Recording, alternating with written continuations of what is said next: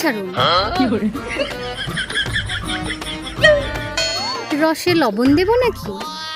না গো সুন্দরী, তোমার এই মিষ্টি হাতের মিষ্টি রসে যদি লবণ দাও তাহলে তো রসের স্বাদটাই হারিয়ে যাবে। তুমি এমনি দাও। রসে লেবু দেব?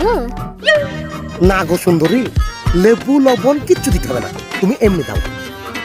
তাহলে একটু বরফ দিই? হ্যাঁ, বরফ দিতে পারো, কারণ তোমার এই মিষ্টি হাতের ছোঁয়া লেগে আমার ভিতরটা দাও দাও করে জ্বলছে। দাও একটু বরফ, দাও দাও। এগো লোকটা, তুমি আমার বইয়ে হাত ধরছো কেন? রসকে তো এসো, রসকে চলে যাও। এই নাট বল্টু কুপয়রা তোমার কে হয়?